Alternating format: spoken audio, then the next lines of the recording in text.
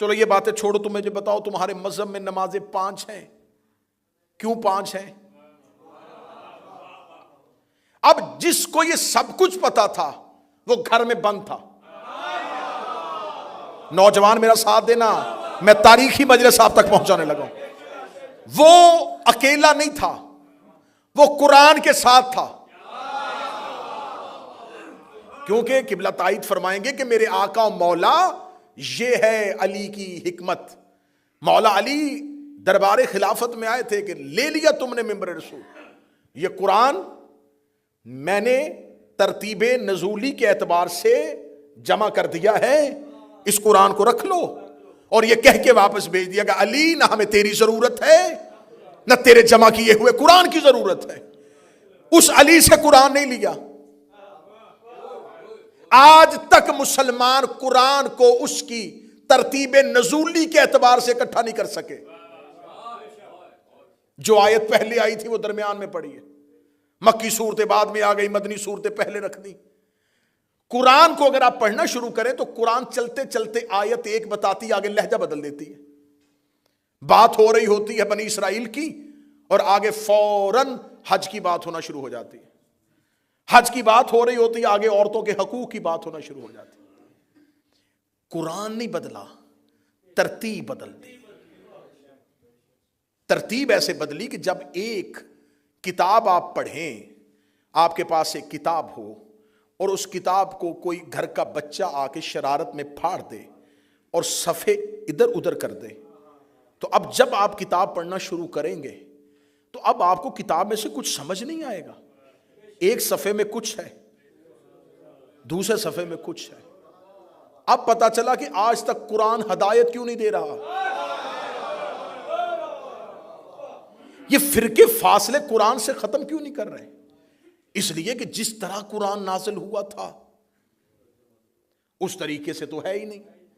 وہ قرآن علی لے کے ساتھ چلے گئے. اب یہاں پر الزام لگایا جاتا ہے کہ شیعہ یہ کہتے ہیں کہ ان کا قرآن اور ہے. ہمارا قرآن اور نہیں ہے، قرآن یہی ہے، لیکن ترتیب وہ نہیں ہے جس طرح نازل ہوا تھا. اور یہ آپ بھی مانتے ہیں کہ قرآن کی پہلی آیت کہاں پڑی ہے، قرآن کی آخری آیت جو آئی تھی وہ کہاں پہ پڑی ہوئی ہے. اس کا مطلب ہے قرآن نزول کے اعتبار سے نہیں، جیسے نازل ہوا تھا ویسے نہیں. اب فوراً سوال کیا جاتا ہے کہ اچھا اگر یہ قرآن علی کے پاس تھا تو جب علی کی حکومت آئی تھی، جو سوال بعد میں تقریر پہ ہونا ہے میں اس کا جواب پہلے دینے لگا ہوں. پھر علی اپنے دور میں اس قرآن کو مسلمانوں کے لیے نافذ کر دیتے. اگر مولا امیر المومنین اپنی چوتھی خلافت میں وہ قرآن لے آتے جو علی نے گھر میں ترتیب نزولی کے اعتبار سے جمع کیا تھا تو اس کے بعد ہر آنے والا خلیفہ اپنا قرآن لے کے آتا اور الزام سارے کا سارا امیر المومنین پہ آتا کہ پہلے 3 خلفاء نے قرآن نہیں بدلا تھا. تو آج ہر گھر میں علیحدہ قرآن ہوتا. آج بڑے فخر سے جو سینہ چوڑا کر کے کہتے ہو نا مسلمانوں کا قرآن ایک ہے، علی کی وجہ سے ایک ہے، مولا امیر المومنین کی وجہ سے ایک ہے.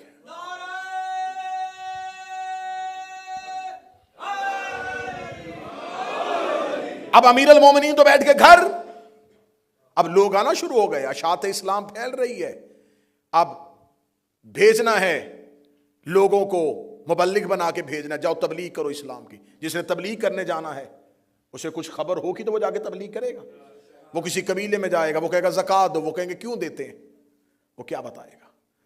اب جس کے پاس سارے راز تھے وہ گھر کے اندر ہے، اس سے مدد لینی نہیں تھی. اب اپنا دین بنانا شروع کیا. اب سب سے پہلا حملہ یہ ہوا کہ نماز کا طریقہ بدلو. میں کہانی کھول رہا ہوں. اگر طریقہ وہی رہا جو علی کا ہے تو پھر ہم میں اور اس میں کیا فرق ہوگا. پھر جب طریقہ بدلا تو طریقہ قرآن کی آیت سے نہیں بدلا.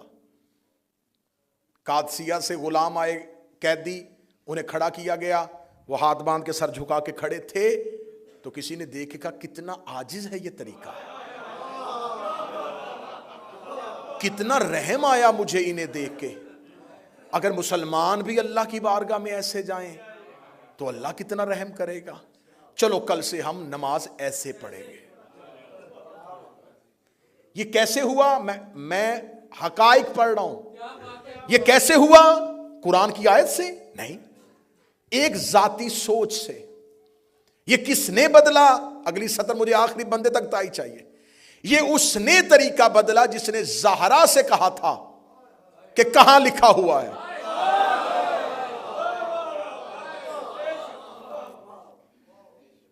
اب اپنا طریقہ بنانا شروع کر دیا، ایک ایک چیز نئی بنانی شروع کر دی. حتیٰ کہ جب حاکم شام کا دور آیا تو اس سے آگے دربار میں ایک بندے نے پوچھا کہ نماز پڑھتے ہوئے آنکھیں بند رکھنی چاہیے کہ کھولنی چاہیے؟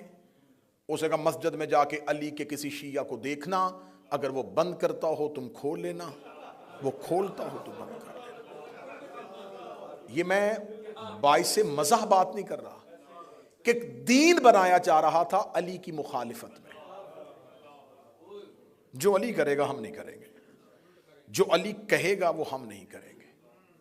آج فرق کیا ہوا؟ آج اثر کیا ہوا؟ آج ہم سے سوال کیا جاتا ہے، حضور ماتم کرتے ہو، کہاں لکھا ہے؟ قرآن میں کہاں لکھا ہے؟ کڑی پہننا قرآن میں کہاں لکھا ہے؟ زلجنا نکالنا قرآن میں کہاں لکھا ہے؟ اچھا ہمیں فخر ہے، میں جب بھی اب یہ بات کرتا ہوں تو میں ممبر سے اپنی قوم سے کہا کرتا ہوں فخر کیا کرو، ہم علی کے نوکر ہیں. ساری زندگی خلافتوں نے سوال علی ہی سے کیا تھا. جو چپ بیٹھے ہو تمہاری اپنی مرضی ہے. ہر سوال علی سے آ کے کرتے تھے، علی یہ کہاں لکھا ہے، علی یہ کہاں لکھا ہے، علی یہ کہاں لکھا ہے. زندگی میں علی بتاتے رہے، اب علی والوں سے پوچھا جا رہا ہے یہ کہاں لکھا ہے، یہ کہاں لکھا ہے، یہ کہاں لکھا ہے. تو میں کہا کرتا ہوں کہ اگر ہم بتا بھی دیں کہاں لکھا ہے آپ نے پھر بھی نہیں کرنا تو آپ کس لیے دیکھنا چاہتے؟ اگر آپ نے سب کچھ قرآن ہی سے دیکھنا ہے تو میں آج آخری مجلس میں سوال رکھ رہا ہوں آپ کے سامنے، یہ جو آپ نے نبی کے بعد طریقہ خلافت کا لیا یہ قرآن میں کہاں لکھا ہے؟ بات ختم کرنے لگا ہوں جی، جھگڑے آسان کرنے لگا ہوں، لڑائیاں ختم کرنے لگا ہوں، شیعہ سنی کو ایک دوسرے کے قریب کرنے لگا ہوں.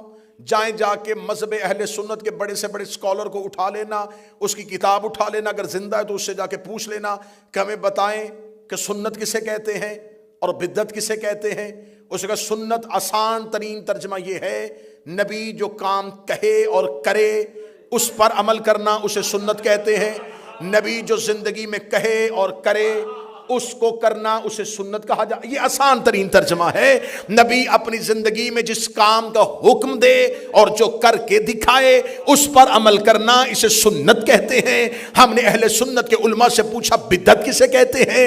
اس نے کہا جو کام نبی نے اپنی زندگی میں نہ کیا ہو اور نبی کے بعد کیا جائے اسے بدعت کہتے ہیں. اس کا مطلب سنت وہ جو نبی کہے اور کرے، بدعت وہ جو نبی کے بعد شروع ہو. اگر گھر میں بیٹھ کے گالی دینی ہے تیری اپنی مرضی ہے، سوشل میڈیا پہ میرے مذہب کا مذاق اڑانا تیری مرضی ہے، ورنہ حقیقت میں تیری گردن کے اوپر لے کے کھڑا ہو. تیرے علماء نے مانا ہے جو نبی کہے اور کرے وہ سنت، جو نبی کی زندگی میں نہ ہو اور بعد میں ہو وہ بدعت ہے. پھر تجھے ماننا پڑے گا غدیر نبی کی زندگی میں تھا، سقیفہ نبی کے بعد تھا. غدیر سنت ہے، سقیفہ بدعت ہے.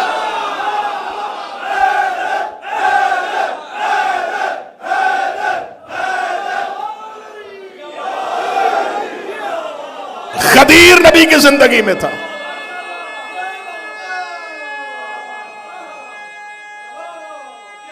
بسم اللہ. غدیر نبی کی زندگی میں تھا، سقیفہ نبی کے بعد تھا. اور یہ فیصلہ تیرے علماء کر چکے ہیں، جو زندگی میں کہے اور کر کے دکھائے. غدیر میں منہ سے کہہ رہا تھا، ہاتھ پکڑ کے دکھا رہا.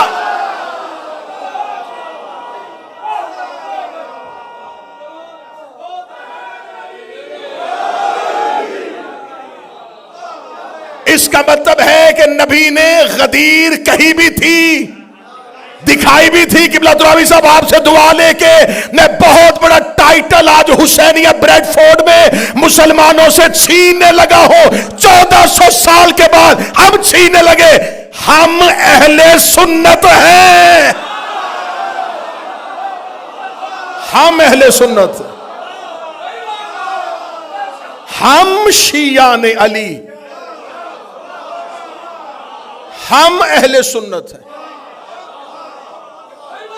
نبی نے کہا انی تارکن فیکم الثقلین کتاب اللہ و عطرتی، میری حدیث ہے، میں دو چیزیں چھوڑ کے جا رہا ہوں، نہ قرآن چھوڑنا نہ اہل بیت چھوڑنا۔ ہم نے نبی کے بعد کٹ گئے، مر گئے، اکیلے ہو گئے، تھوڑے ہو گئے، زندانوں میں پھینکے گئے، سولیوں پہ لٹکائے گئے، نہ ہم نے قرآن چھوڑا نہ ہم نے اہل بیت چھوڑی، بندے چپ ہو گئے، ہم ہی اہل حدیث ہیں۔ اہل سنت بھی ہم ہیں، اہل حدیث بھی ہم ہیں۔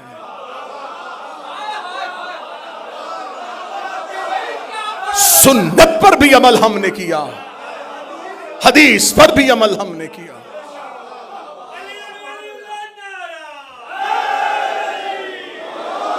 ہم نے نبی کے بعد امامت کو مانا، اور وہ ہم نے علی نبی کی حدیث سے لیا ہے۔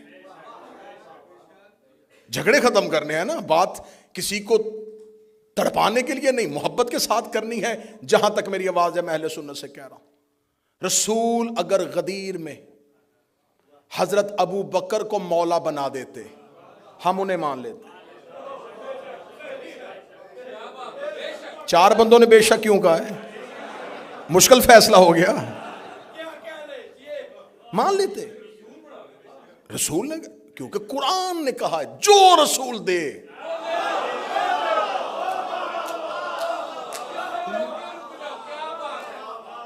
جسے روکے اسے رک جاؤ، رسول نے ہمیں علی دیا۔ جھگڑے ختم کرو، غدیر زندگی میں ہے، ثقیفہ بعد میں۔ غدیر میں 1.25 لاکھ صحابی ہیں، ثقیفے میں 40 یا 70 لوگ ہیں،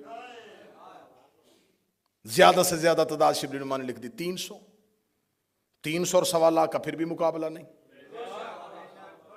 غدیر میں رسول نے ممبر بنایا ہے، ثقیفہ میں جھگڑا ہو رہا تھا، غدیر میں نبی نے خطبہ دیا ہے، ثقیفہ میں دنگا اور فساد ہو رہا تھا، غدیر میں نبی نے علی کا ہاتھ پکڑا ہے، ثقیفہ میں حضرت عمر نے حضرت ابو بکر کا ہاتھ پکڑا ہے، غدیر میں رسول نے کہا تھا یہ میرا مولا ہے، ثقیفہ میں حضرت عمر نے کہا تھا اسے میں خلیفہ بناتا ہوں۔ اب فیصلہ گھر جا کے کرنا، قبر کی رات بڑی اندھیری ہے اور کفن میں جیب نہیں ہوتی، قبر میں الماری نہیں ہوتی، اندھیری رات ہے، فرشتوں کو جواب دینا ہے۔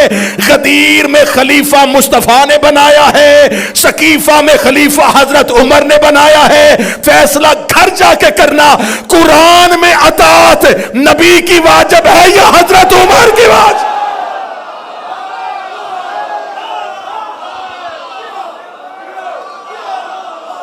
اگر تو قرآن میں اطاعت حضرت عمر کی بات ہے۔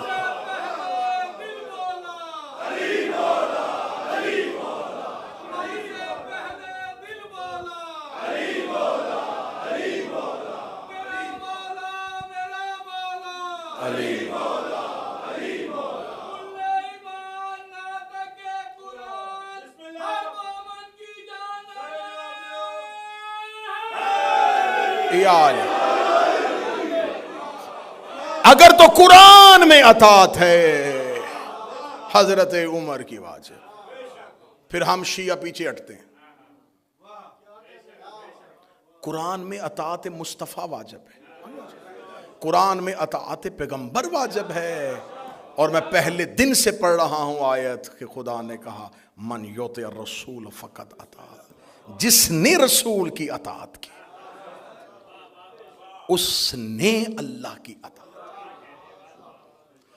غدیر زندگی میں ہے۔ اب سیدہ جب دربار میں گئیں تو شہزادی نے صرف جگیر کا فیصلہ نہیں کروایا۔ ابن ابی الحدید کہتے ہیں کہ میں نے اپنے استاد معظم سے پوچھا، چلی جو گئی تھی بی بی، تو ان کو چاہیے تھا کہ وہ دے دیتے جاگیر۔ ابن ابی الحدید کہتا ہے کہ میں لکھ رہا تھا اور میرے استاد نے کہا قلم رکھ، اگلی بات سن اور لکھنا نہ۔ اگر وہ جگیر دیتے زہرا واپس نہ جاتی، زہرا اگلا مطالبہ شوہر کی خلافت کا کر دیتی، سیدہ فوراً اگلا مطالبہ۔ تو یہ سوال فدق کا نہیں جھٹلایا جا رہا، یہ خلافت علی سے بچنے کی کوشش کی جا رہی ہے۔ انہوں نے خلافت امیر المومنین سے بچنے کی کوشش کی، لیکن بہت برے طریقے سے خود بھی پھنس گئے اور ماننے والوں کو بھی پھنسا گئے۔ ہم نے نبی کے بعد امامت کو مانا، ایسا ہی ہے، امام کو منبر تخت ملے یا نہ ملے، امام امام ہی ہوتا۔ یوسف قید خانے میں بھی نبی تھے، موسیٰ جنگلوں میں پیغمبر تھا، اور فرعون تخت پہ بیٹھ کے بھی لعنتی تھا۔ اس کا مطلب ہے کہ لعنتی تخت پر بھی بیٹھ جائے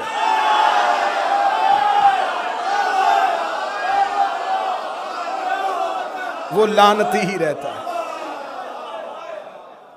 میں نے لعنتی کی بات کی ہے، اور میرا مجمع بہت بڑا لکھا ہے، انہیں پتا ہے کہ میں نے لعنتی ہی کی بات کی ہے۔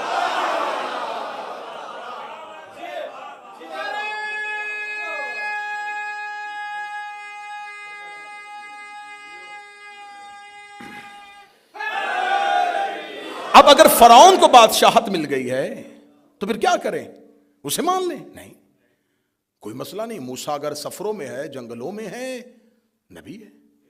یوسف قید خانے میں نبی ہے۔ یہ اللہ کے عہدوں کو زمینی عہدوں کی ضرورت نہیں ہوتی، زمین والوں کو ضرورت ہے کہ وہ جس کو اللہ نے عہدہ دیا ہے اسے عزت دیں، اسے زمین میں اقتدار دیں، اسے زمین میں حکومت دیں۔ یہ زمین والوں کا حق ہے، ان کو کوئی پرواہ نہیں ہے کہ ان کو یہ تخت دیں گے تو وہ امام ہوں گے۔ امام میں اور خلیفہ میں کتنا زمین آسمان کا فرق ہے۔ خلیفہ کی جب بیعت نہیں ہوتی تو گھر سے نکلتا ہے تو وہ عام مسلمان ہوتا ہے، عام انسان ہوتا ہے نا، کیونکہ ابھی بیعت ہی نہیں ہوئی۔ ممبر پہ آیا، لوگوں نے بیعت کرنی شروع کی تو وہ خلیفہ بن گئے۔ اس کا مطلب یہ ٹائٹل اس نے نہیں بدلا، لوگوں نے بدلا، کیونکہ خلیفہ بنا ہے لوگوں کی بیعت سے، نہ لوگ بیعت کرتے نہ خلیفہ بنتا۔ گھر سے نکلا تھا تو ایک عام پبلک تھا، لوگوں نے بیعت کر دی، خلیفہ بن گیا۔ امام گھر سے نکلے تب بھی امام ہے، اکیلا مسجد میں نماز پڑھ کے واپس چلا جائے پھر بھی امامت کی۔ ہاں، زمینی صورتحال بدلنے سے عزت اور عہدہ نہیں بدلتا۔ اب فقہ کس نے بتانی تھی؟ امام نے۔ ہم نے رسول اللہ کے بعد سلسلے کو ٹوٹنے نہیں دیا، رسول کے فوراً بعد ہم نے مولا علی کو مان لیا، مولا علی نے ہم تک فقہ پہنچا دی، مولا کے بعد مولا حسن نے پہنچا دی، اس کے بعد مولا حسین۔ ہر دور کا امام فقہ پہنچاتا گیا۔ ادھر فقہ کا کوئی بندوبست نہیں ہے، ادھر صرف بادشاہت ہے، خلافت، پہلا خلیفہ، دوسرا خلیفہ، تیسرا خلیفہ، چوتھا خلیفہ۔ بعد میں یاد آیا کہ ہمارے پاس تو امام ہے ہی نہیں۔ میں حقائق پڑھ رہا ہوں۔ اب آج اہل سنت کے جتنے بھی اسکول آف تھاٹ ہیں، حنفی ہیں، شافعی ہیں، حنبلی ہیں، مالکی ہیں، یہ سارے کے سارے اسکول آف تھاٹس کہتے ہیں کہ جو ہمارا سب سے پرانا بزرگ ہے وہ ابو حنیفہ ہے، یہ سب سے پہلے آئے تھے۔ یہ جب آئے ہیں اس وقت تک حکومت پہنچتی پہنچتی چوتھے دور کو کراس کرتے ہوئے پانچویں دور کے قریب پہنچ گئی۔ 4 خلافتوں کا دور گزر گیا اور مسلمانوں کے پاس ابھی تک کوئی فقہ نہیں تھی۔ تم نے پہلا امام بنایا ابو حنیفہ کو، جب تک وہ امام نہیں بنے تھے تم کس کی فقہ پر عمل کرتے تھے؟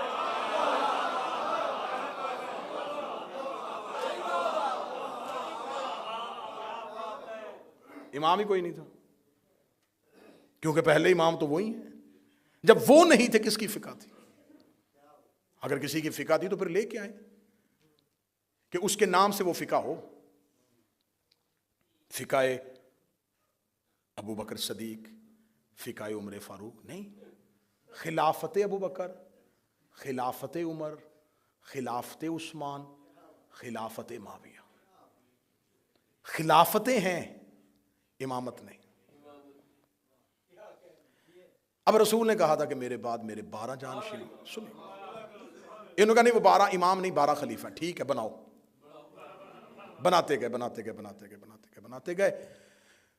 پہلی 3 خلافتوں کا دور، مولا علی کا دور، حاکم شام آ گیا، مروان آ گیا، مروان کے 4 بیٹے آ گئے، اب عباسی بادشاہ آ گئے، چلتے یہ خلافتیں آتی پھیلتی چلی گئی۔ رسول نے کہا تھا کہ 12 پہ تعداد رک جائے گی۔ ہم نے پہلے کے بعد دوسرا، دوسرے کے بعد تیسرا، تیسرے کے بعد چوتھا، چوتھے کے بعد ہم 11 تک پہنچے، 12واں غیبت میں چلا گیا۔ ہم نے اس کا انتظار کرنا شروع کر دیا۔ ہم انتظار کر رہے ہیں اور آج تک کر رہے ہیں اور کرتے رہیں گے جب تک وہ ظہور نہیں فرمائیں گے۔ آپ نے امامت والی لائن نہیں اڈاپٹ کی، آپ نے کہا ہم خلافت والی لائن پہ چلیں گے۔ اب چلتے گئے مختلف بادشاہوں کو خلیفہ بناتے آخر تک آپ پہنچ گئے۔ آپ کے ذہن میں اب کیا کریں؟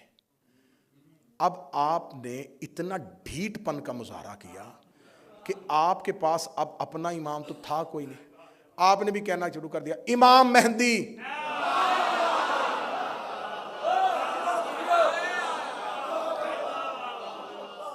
اچھا امام علی نہیں کہا؟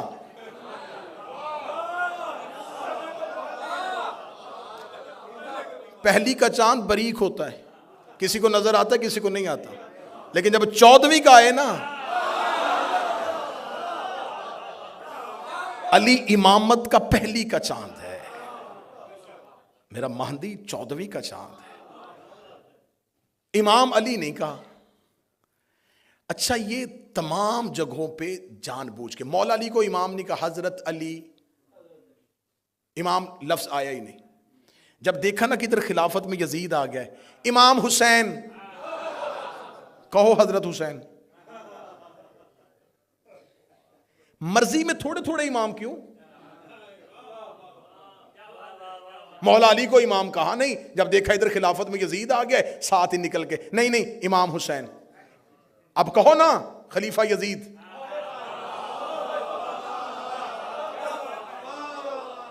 اب خلافت کی لائن سے نکل کے امامت پہ کیوں آ رہے ہو؟ نہیں ہم بھی یزید کو نہیں مانتے، تو کیا کہے گا؟ تو زبان سے نہیں مانتا، تیرا مذہب اسے منوا رہا ہے۔ اب یزید خلافت میں ایک ایسا بدنما دبا تھا جسے آج بھی مسلمان اپنے کھاتے میں لے ہی نہیں رہے۔ یہی وجہ ہے کہ پورا سال چھوڑ کے جو ہی محرم آتا ہے ساتھ ہی کہتے ہیں ہم بھی امام حسین کو مانتے ہیں،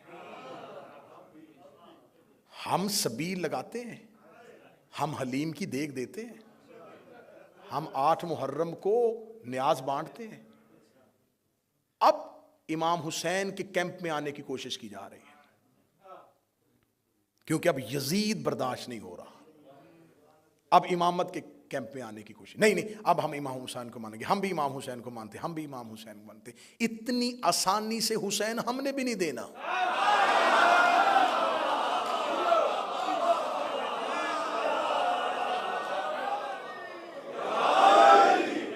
اتنی آسانی سے ہم آپ کو حسین نہیں دیں گے، ہم نے کوئی حسین آسانی سے لیے؟ ہم آسانی سے حسین نہیں دیں گے کہ آپ آج اور آگے ہم یہ حسین کو مانتے، اب آپ نے حسین کو نہیں۔ حسین ایک نظام کا نمائندہ ہے، یزید بھی ایک نظام کا نمائندہ ہے۔ حسین اپنی مرضی سے امام نہیں بنے، اسی نظام کے تحت امام بنے۔ سطر اگلی بڑی مشکل ہے، کم کلیجوں سے نیچے اترے گی۔ یزید بھی مرضی سے خلیفہ نہیں بنا،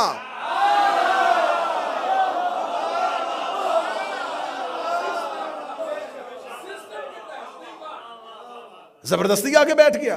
نہیں، کس نے بنایا تھا؟ ہاں وہ اس کے باپ اس کے لیے وصیت کر کے گئے، آ جاؤ آ جاؤ آ جاؤ آ جاؤ آ جاؤ آ جاؤ، باپ وصیت کر کے کہتے باپ کو کس نے بنایا تھا؟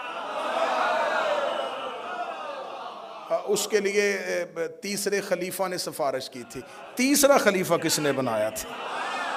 وہ جی ان کے لیے دوسرے خلیفہ کمیٹی بنا گئے تھے، دوسرا کس نے بنایا تھا؟ اس کے لیے پہلا وصیت کر کے چلا گیا تھا. پہلا کس نے بنایا تھا؟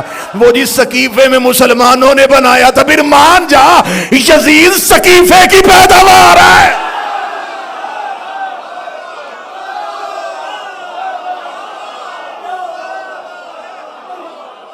اب آؤ ادھر آؤ، امامت کی طرف آؤ.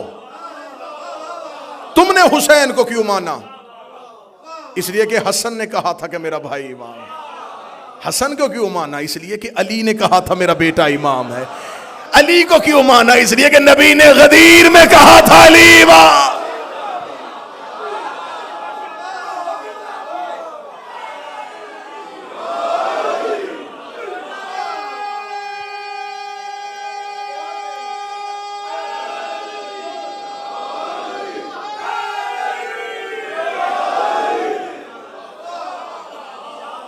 یہ ہے سیدہ کی تحریک.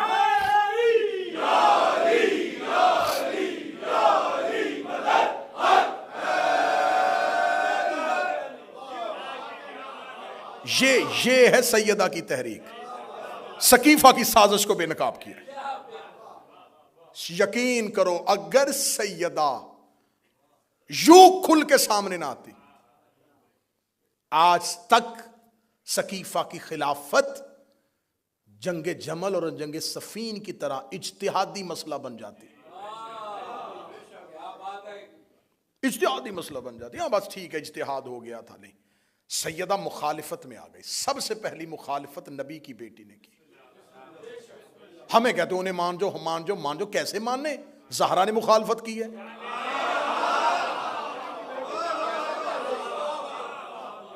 بھئی کیسے تسلیم کر جائے؟ نبی کی بیٹی مخالفت کر رہی ہے،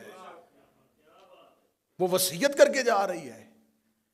کیا میں ان لوگوں کو اچھا نہیں سمجھتی؟ میں ان کے لیے بد دعا کروں گی. ہم انہیں کیسے تسلیم کر لیں؟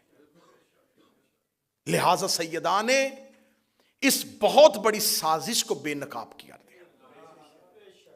غدیر محفوظ ہو گیا، سقیفہ بدنام ہو گیا.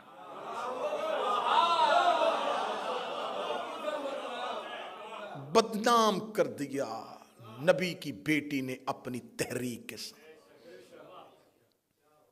اب جب یہ اسلام دو نظام کے تحت چل رہا ہے، ادھر خلافت چل رہی ہے، ادھر امامت چل رہی ہے. خلافت والے اپنی خلافتیں بانٹتے پہنچتے آپس میں جھگڑے، آپس میں اختلافات. امامت مطمئن ہو کے چل رہی ہے.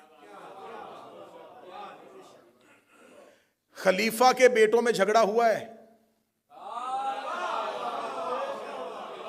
میرے پاس اب وقت نہیں رہا. بھائی نے بھائی قتل کیا ہے. بیٹے نے باپ کی آنکھوں میں آگ کی سلائیاں دی ہیں. جاؤ جا کے پڑھو عباسی اور اموی بادشاہوں کی اولادوں کا کردار، وہ کیا کیا کرتے رہے. وہاں حکومتوں کی لڑائی اور جھگڑے ہوئے. امام کے جانے کے بعد کسی امام کے 11 بیٹے، 13 بیٹے، 9 بیٹے، 8 بیٹے، کوئی جھگڑا نہیں. انہیں پتا تھا امام ہم نے نہیں بنانا، اللہ طے کرے گا اور جو ہوگا وہ اگلا امام. خلافت کے گھر جھگڑا رہا، امامت کے گھر جھگڑا نہیں. امام مطمئن رہے. انہیں پتا تھا امام کے بیٹوں نے اختلاف نہیں کیا امامت میں کہ مجھے امام بناؤ میں امام بنوں گا. نہیں، وہ مطمئن ہے. وہ کس لیے مطمئن؟ انہیں پتا تھا کہ امام ہم نے نہیں بنانا. جب امام کے بیٹے مل کے امام نہیں بناتے، سر نہ ہلانا، زبان سے بولنا. جب امام کے بیٹے مرضی سے امام نہیں بناتے تو غلام کے بیٹے مرضی سے امام کیسے بناتے؟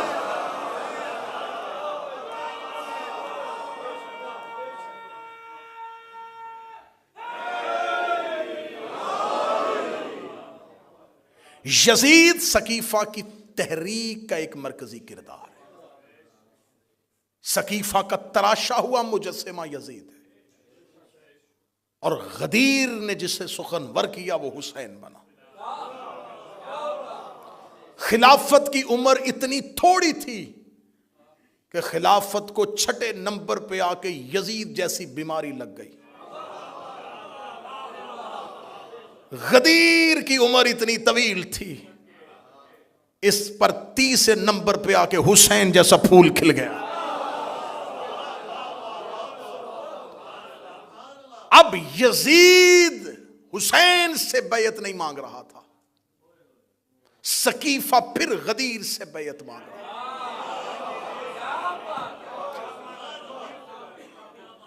حسین کربلا میں آئے، لشکر نہیں ٹکرا رہے، دو نظام آپس میں ٹکرا رہے۔ غدیر نے سقیفہ کی حکومتوں کا بت ہمیشہ کے لیے توڑ دیا۔ امامت چلتی چلتی چلتی چلتی 12ویں پہ آ کے رک گئی اور خلافت اپنی ہی گلیوں میں کہیں گم ہو گئی۔ 53 اسلامی ملک ہیں، کسی کو نہیں پتا کہ اولی الامر کون ہے۔ اطیعوا اللہ و اطیعوا الرسول و اولی الامر منکم، اطاعت کرو اللہ کی اور اس کے رسول کی اور اولی الامر کی۔ اولی الامر کون؟ وقت کا بادشاہ۔ تو اسلامی ممالک تو اسلامی کنٹریز تو بہت زیادہ ہیں، کس ملک کا بادشاہ اولی الامر ہے؟ حضرت محمد بن سلمان اولی الامر ہیں یا حضرت شہباز شریف اولی الامر ہیں؟ کون اولی الامر ہے؟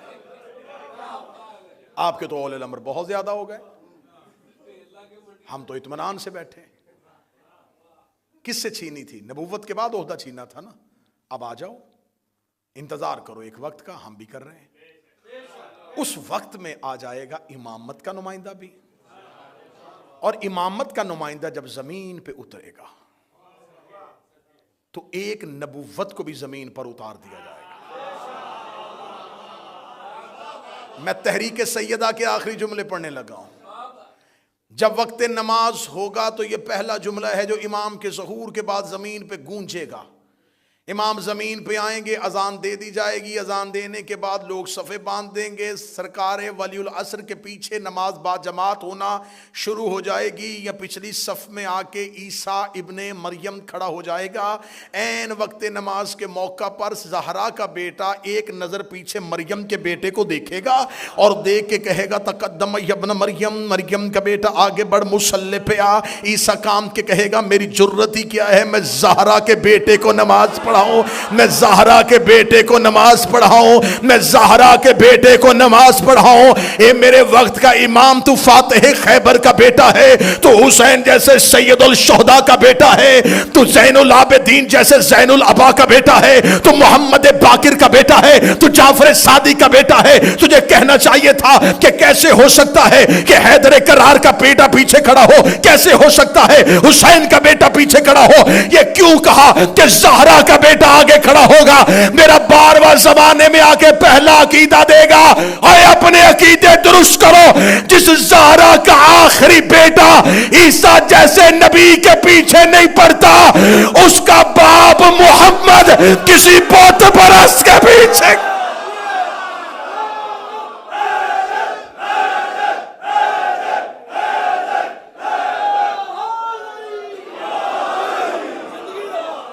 انتقام میں حجت شروع ہوگا زہرا کے دشمنوں سے۔ میرا مولا تمہیں اپنی زندگی میں ظہور دکھا دے۔ ہماری آنکھیں بند ہوں تو میرا 12واں آئے، ہمیں قبروں سے اٹھنے کی توفیق دے۔ میرا مولا انتقام ہی زہرا کے دشمنوں سے شروع کرے، قبروں سے نکالے گا۔ روایات مذہب جعفریہ کی چاہو گے میں ممبر پہ دکھانے کے لیے، قبروں سے نکال کے الٹا لٹکائے گا، کہے گا جلاؤ ان کو۔ مذہب اسلام میں میت جلانے کی اجازت نہیں ہے، میرا 12واں کہے گا جلاؤ ان کو۔ میں ان کے بدن سے آگ کے شعلے دیکھنا چاہتا ہوں۔ اے رحمت للعالمین کا بیٹا، کیوں ان کے جسم سے آگ کے شعلے دیکھنا چاہتا ہے؟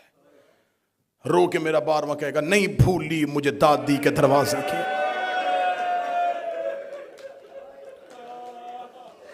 جلتے ہوئے شعلوں میں روتی رہی ہے زہرا،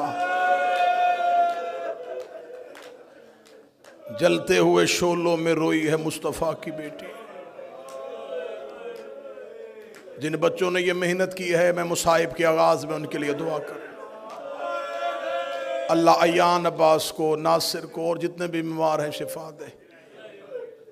اللہ فروغ عزا کو، اللہ اس بارگاہ کے منتظمین کو، ان کے عہدے داران کو، ان کی خدمت گزاروں کو، حسین کی ماں کسی کا محتاج نہ بنے۔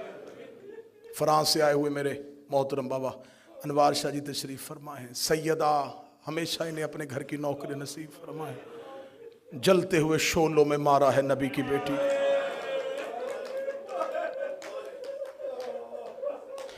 یہ آواز میری یہاں تک نہیں رہے گی، میں بار بار کہہ رہا ہوں، یہ مجلسیں پوری دنیا میں سنی جا رہی ہیں، ہزاروں لوگ ان مجلسوں کو سن رہے ہیں۔ میں تم سب کے عقیدوں کو سلام کرتے ہوئے آواز جہاں پہنچانا چاہتا ہوں وہاں پہنچانے لگا ہوں، تاکہ میں قیامت والے دن نبی کی بیٹی کے سامنے شرمندہ نہ ہوں۔ مسلمانوں، تمہارے مذہب میں اگر چور قرآن پہ ہاتھ رکھ کے قسم دے دے تم اس کی قسم مان لیتے ہو، قاتل قرآن اٹھا لے تو مان لیتے ہو۔ میں مذہب جعفریہ کا ایک ادنا سا طالب علم، حسین کا عزادار، ماتمی حسینیہ بریڈ فورڈ میں بیٹھ کے ممبر پہ مائک پہ دو علموں کے درمیان کھڑے ہو کے کہہ رہا ہوں، مجھے اللہ کی وحدانیت کی قسم، مجھے نبی کی رسالت کی قسم، مجھے زہرا کی عزت کی قسم، مجھے حسن کی عصمت کی قسم، مجھے حسین کی 13 ضربوں کی قسم ہے، میں غلط پڑھوں نبی امت میں سے نہ اٹھائے، علی اپنے پیروکاروں میں سے نہ اٹھائے، حسین اپنے داروں میں سے نہ اٹھائے، میرا حشر قیامت والے دن یہودیوں کے ساتھ کرے۔ اتنی قسمیں اور بددعائیں کوئی نہیں دیتا۔ دو علموں کے درمیان ممبر پہ اتنی قسمیں کھا کے صرف سنیوں کو یقین دلانے لگا ہوں، قتل ہوئی ہے نبی کی بیٹی، طبعی موت نہیں مری، قتل کیا گیا ہے نبی کی بیٹی کو۔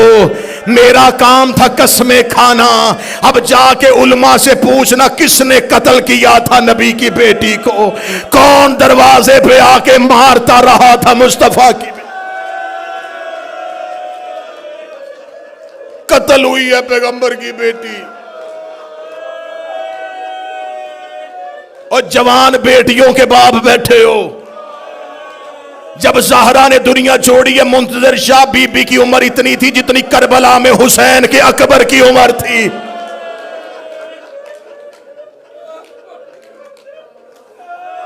جس کی چھوٹی اولاد ہے مجھے بول کے گواہی دینا، اولاد چھوٹی ہو، اللہ ہر ایک کے ماں باپ سلامت رکھے، اللہ حسیب تیرے باپ کے درجات بلند فرمائے۔ میں ممبر پہ دعائیں دیتا ہوا جملے پڑھتا جا رہا۔